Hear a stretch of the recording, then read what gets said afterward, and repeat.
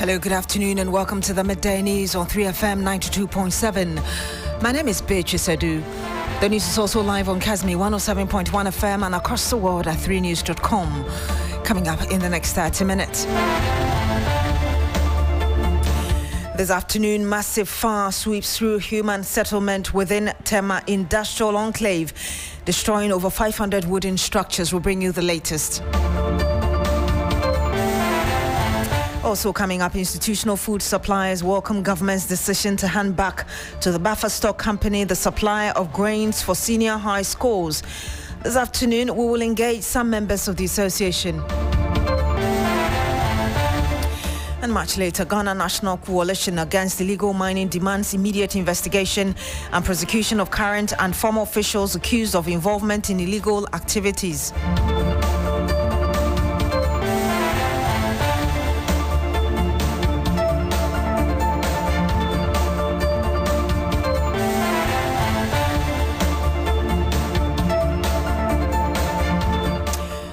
Thank you very much for joining us now. Over 500 wooden structures have been destroyed after a massive fire swept through a settlement behind Ferro Fabric Limited in the Tema Heavy Industrial Area. The blaze, which reportedly started late on Wednesday, the 18th of June 2025, reduced multiple structures used for both domestic and commercial purposes to ashes. The Ghana National Fire Service managed to douse the flame after battling it for hours. Our reporter Christian Yale is following this, and he'll be joining us very shortly. Ahead of that, in a swift policy shift, the government of Ghana is partially removing the power of headmasters to manage school feeding in secondary schools. The NDC, in the run-up to the 2024 general elections, promised, among other things, to decentralize school feeding and make heads of the respective SHS responsible for procuring food items for their institutions. The policy came into effect after the change of government. However, some 6 months into the new administration, the government says the National Buffer Stock Company will now handle the supply of grains, whilst the headmasters will continue to supply perishable items. This decision comes after several Ghana Education Service reports revealed that students were being served poor quality meals. The Minister for Education, Haruna Idrisu, disclosed the policy review at a meeting on Wednesday.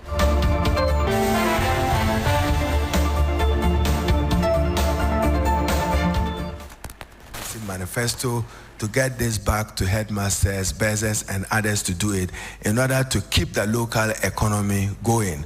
But it appears that at many levels, the quantities and quality of the food is just not good enough. Government is considering a reversal of the policy, but at least for perishables and others, up to 40% of that provision will still be provided by the Conference of Heads of Assisted Secondary School, whilst we get a rule for the Ghana buffer stock and then the Ghana Commodity Exchange to deal with grains and others. But for the present, what is important is timely, quality delivery of food. Since December, that is what we have done. I have at least almost through GS released more than $500 million to them. But we are not satisfied with the quality of the food they are sharing. In fact, one evening, I had to, I'm not necessarily a WhatsApp person, so the president had to ask me for my WhatsApp, so I'm now on WhatsApp. So I went getting some WhatsApp to receive a poor quality gari and palm nut served by a school. That is not acceptable. And in terms of quantities, I've even asked the internal auditor of the Ministry of Education to move around the country and give me an audit report. We are engaging with CHAS so that we share it. They will do perishables, then buffer stock and commodity exchange can do the grains in the right quantities. So we are negotiating and discussing it with CHAS. It is not necessarily our wish, but we have a duty to ensure timely, adequate availability of the food.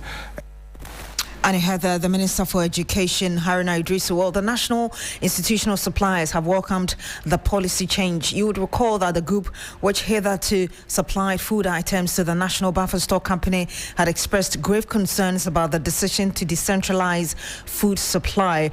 Let's speak to the National Spokesperson for Food Suppliers Association, Kweku Amedome. Good afternoon to you, sir. Thank you very much for joining us. Good afternoon, my dear, for having me. How are you doing? I'm wonderful. Thank you for asking. How do you react to the government's decision to return grain procurement responsibilities to Buffer Stock, Limited, after initially assigning them to the schools? Let me, first of all, say good afternoon to your listeners out there. And thank you for having me on this, your program. Yes, of course, if you ask how we will react, you always, if you follow our argument since the inception of this government, when they made the proposal to decentralize the feeding, we were against it, and because the reasons for which they wanted to decentralize, we said, were not tenable. It could not solve the problem or the mischief it sought to cure. One of the reasons they were intending to decentralize was quality and quantity of food. They were the main reasons. And so we told them that giving money to headmasters to procure food items did not mean decentralization, and it was not going to solve the problem. It was not going to solve the problem. We made it known to government that what the issue was lack of funding. If we could make funding available, that after every 3 months we pay suppliers for timely delivery, and then we strengthen the delivery centers so that the headmasters, the beggars, and those people who are empowered to take delivery of the food items from the suppliers, we should ensure that whoever is manning those centers, they are strengthened enough to detect efficiency in the food deliveries, quantity, and compromises that are associated with the delivery of the food items. And so the government still went on and dealt with headmasters. So if today Minister of Education is saying that he is not happy about the quality and the quantity, it means that the intended reasons why they decentralized the feeding is not achievable. And so, in fact, we've had discussions yesterday. We've had calls to meet with the management of the Buffer Stock, and we were made to believe that, in fact, they have reverted everything to Buffer Stock and DCS. And it was a welcoming news for us because all we needed as suppliers was timely payment. So if I go to Ejira or Atebubu to procure my items, and it is 3 months government bills to pay, I should be able to be paid on that time so that I can always go back and get the food into the schools. So we're talking about timely payment and ensure that the things that are given to us, we are able to pay our creditors. So what you're essentially saying is that you believe this new approach will best fit what we need to do? It will definitely best serve, and also for the delivery centers, I would urge government to send men or women to the centers to be checking the invoices and they're checking the quantity and quality that is being brought to the centers. And then timely payment. If government fails to pay on time, it will definitely bounce back on the same footing. Let me make the point clear that the reason why we are supporting this is we understand the government is taking 3% out of the guest fund to take care of the free SHS policy. I think this is laudable. The reason why headmasters, allowing them to continue is not sustainable is that government needs to cost 200 million Ghana cedis every 2 weeks to be able to sustain the free SHS program. And where is government going to sustain it? It's not possible. With the suppliers, we raise our own funding and get into the business of supplying to the centers, and then government takes 90 days, sometimes 6 months, sometimes 1 year, in some other cases 2 years. We were made to hold on. We supported all this policy. So if the government now decides that, okay, they are no longer going to deal with headmasters because of what they themselves have discovered, and they are making public pronouncements about it, we can say nothing more but to welcome it. Beyond what you said, what other recommendations would you give the government as regards improving the whole system? The whole system is we want the suppliers to be part of the pricing policy. In the previous administration, there were a procurement board that was in charge of the pricing. And there were a lot of fraudulent dealings in terms of pricing. The PPA board will give a different price. The agencies managing the policy will give a different price. There were GCS and buffer stock. The prices of buffer stock were different from the prices of GCS. That was a challenge because the same supplier who does supply at the GCS are the same suppliers who does at the buffer stock. And so if all these things can be looked into, and then prompt payment is the key. I mean, nothing will stop this from success. We'll have to end it here. Thank you very much, Annie Heather Kwaku Amedume. He speaks for the Food Suppliers Association Ghana. Some 11 minutes past the hour of 12. When we come back, we'll bring you the latest on the fire that has destroyed some 500 wooden structures in Tema. Ghana, it's a new year and Bills Microcredit is here to support your dreams. If you're not working but want to start a business, don't let money stop you. With just your Ghana card, you can get a loan to turn your ideas into reality. Already running a business? Need more capital? Or are you a salary worker looking for extra funds? Bills offers fast and easy loans with no collateral, no deposit, and no SUSI savings required. Wherever you are, whatever you need, Bills makes it happen. Call Bills Microcredit today. Call 0596 920 833 or 0302 200 390 and get started. Bills is licensed and regulated by the Bank of Ghana. Bills, financing your needs. Terms and conditions apply. Freezer, yeah, diaba. Adama for diaba. A freezer. Adama. What's the mention? Adama, make him so, my sorry. Can you know? Obo Moasia. I do for the Nobium Unum and San last night. I tell what we did was here. Adama for what we say. Yeah, the Adruba Cope, a ship we be a high technology. I could for freezer. When Kwan. And once open your 15 letters. No fugum, what's ya no fugum. What the bus here? If we be any of us, you, equity self, over Timono. Then we sure say, mention Tassia.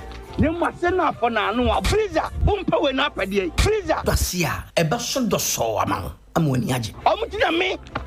Me what's it? To me.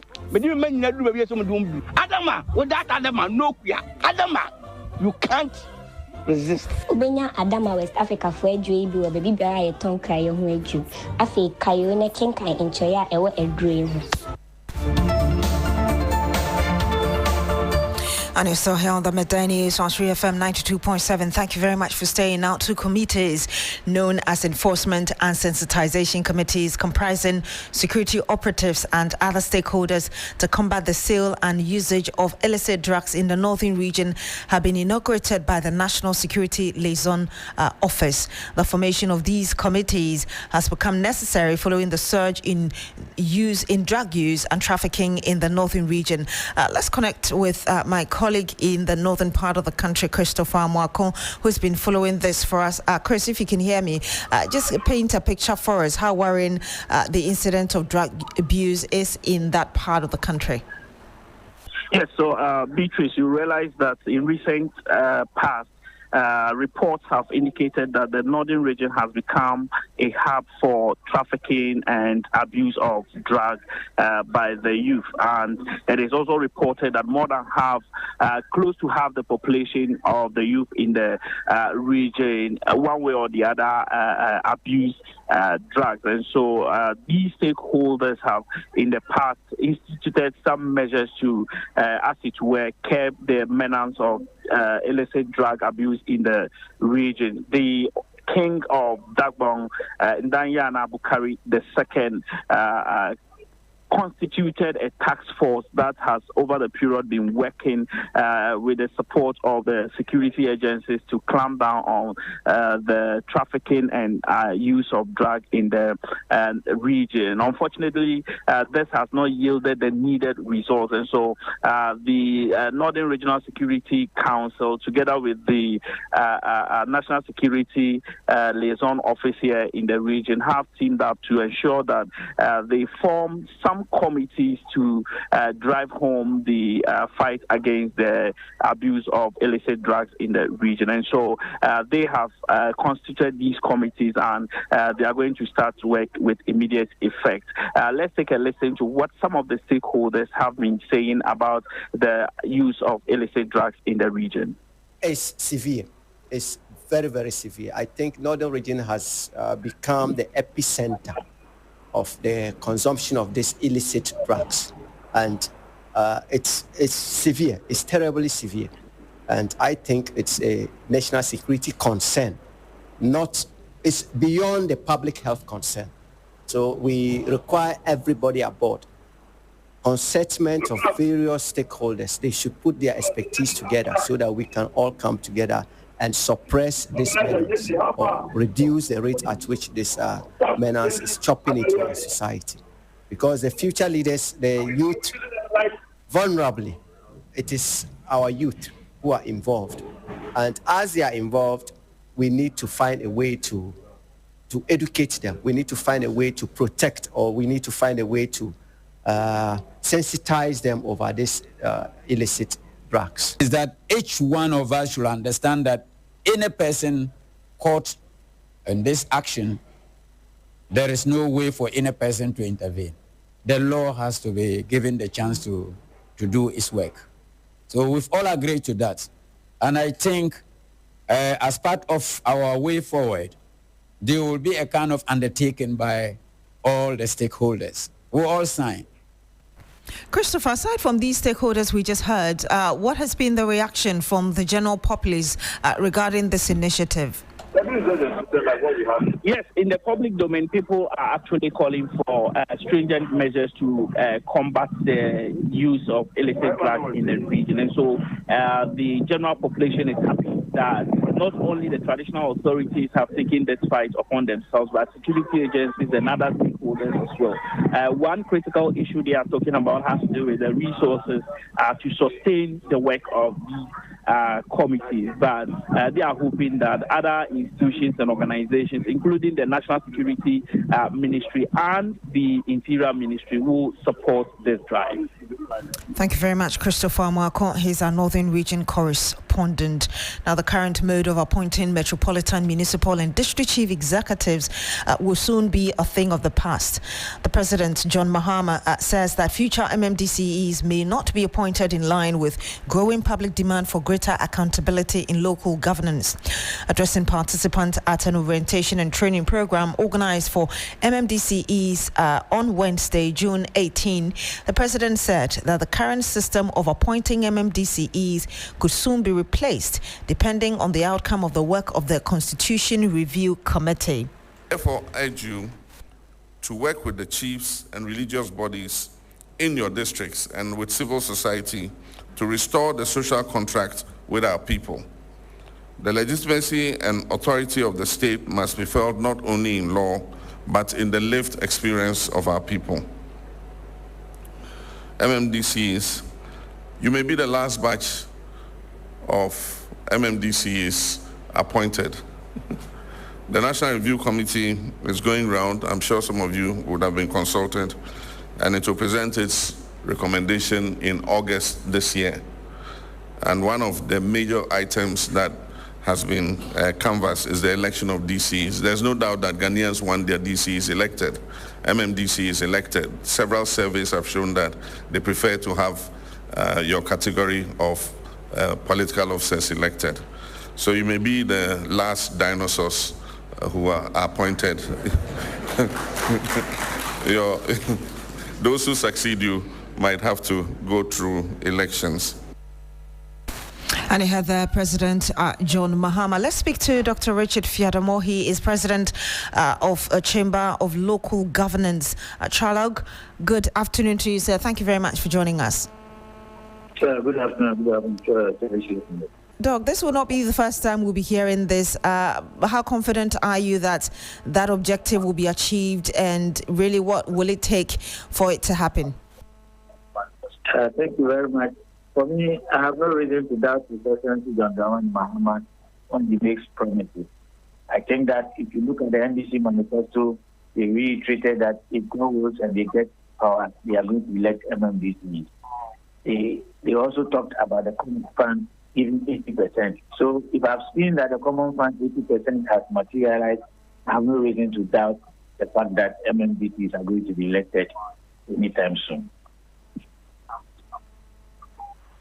Having made that point, though, the Constitution Review Committee is also expected to receive proposals on how to proceed with this. Where do we stand?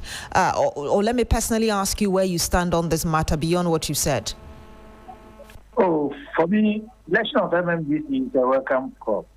It should have happened 10, 15 years ago if you ask me.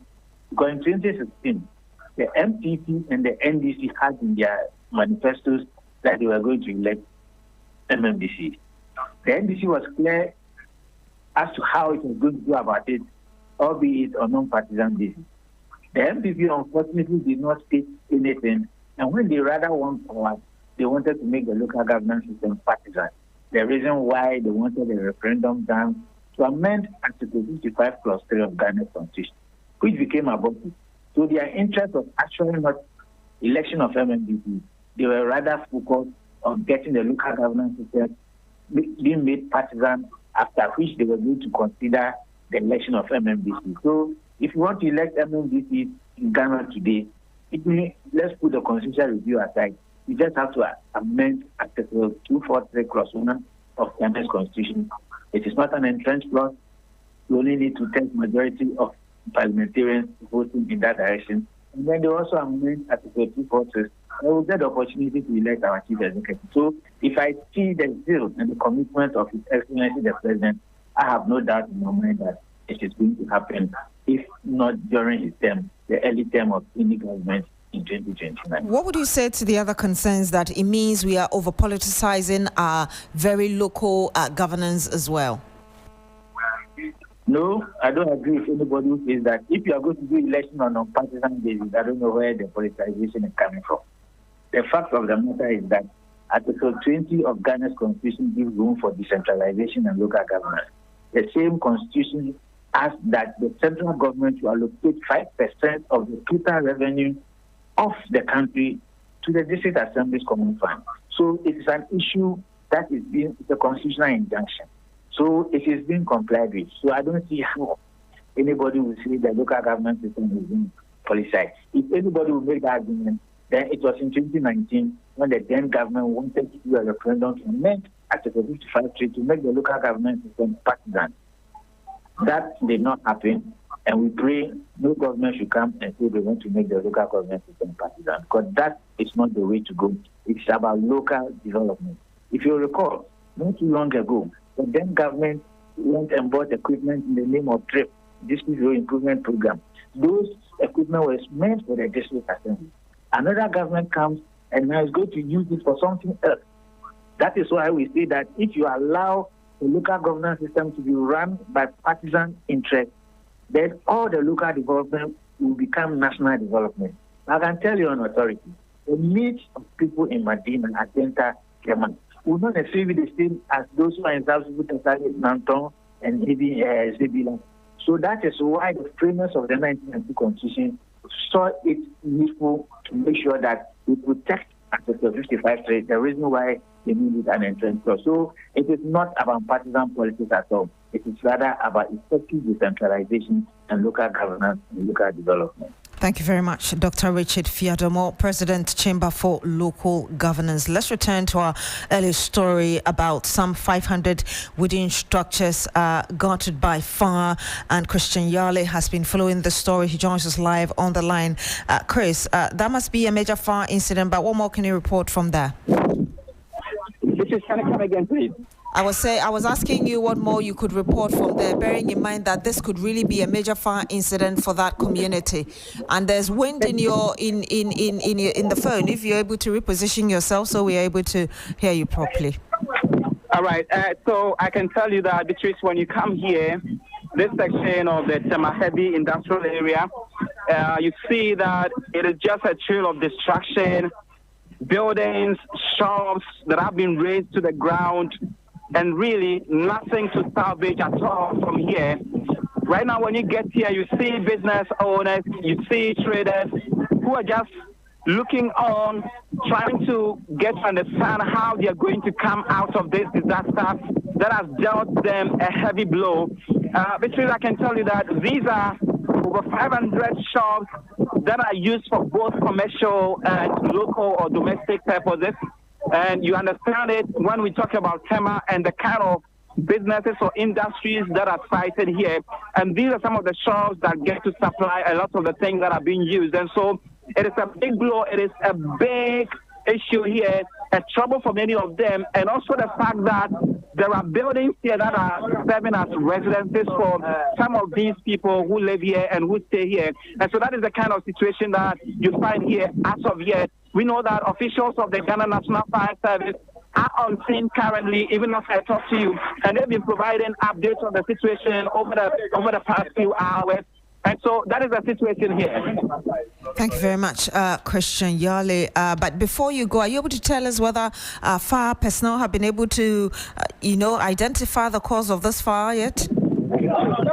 No, as of yet, according to the Ghana National Fire Service, the cause of the incident is not known yet. They do not know the cause of the incident yet, but they are still investigating it. But from residents around, we get to understand that some are attributing it to a gas that exploded. But until that is made official, we cannot get to know or speak to that effect. But what we know is that they say they are investigating it. We came to meet even officials from the Tema Metropolitan Assembly, as well as even officials from the National Disaster Management Organization, who are trying to get an appreciation of the number of persons who have been affected so that they can provide some relief items to them to that effect. And aside from those whose structures have been burned, of course, we understand that some were used for residential purposes. Do you have information as regards whether or not there were casualties or injuries? No, there were no casualties and no injuries. That is according to reports or confirmation that we've gotten from the Ghana National Fire Service. Although we've not been able to speak with them on record, on camera, and on tape, while on our way here, we had interactions with them and even on their pages, they've actually been providing details or updates on the incident so far. And they tell us that yes, indeed, we see the destruction that has taken place, yet there has not been any casualty, no injuries, and this is something that even the residents and the occupants of this area have indeed confirmed. Thank you very much, Christian Yale, for bringing us that update. Now, the National Coalition Against Illegal Mining has called for the immediate arrest and prosecution of current and past officials as well as individuals allegedly involved in Galamsey activities. Addressing a news conference, the coalition called on the Mahama government to investigate Member of Parliament for Alwyn, Oscar Larbi, for his alleged Galamsey involvement. The group also said that efforts to tackle illegal mining are being undermined by some members of the governing party and they must be brought to book. The coalition reiterated its call for the government to declare a state of emergency, particularly in Galamsey endemic areas. And before we go, the government has taken delivery of its first shipment of the human papillomavirus, that's HPV vaccine. The initial delivery of 441,860 doses marks the beginning of a nationwide rollout aimed at reducing one of the most common and preventable cancers affecting women. Over the coming weeks, UNICEF, the lead agency, would be responsible for procuring and shipping these vaccines and expected to deliver more than 2.5 million doses of the HPV vaccine to Ghana.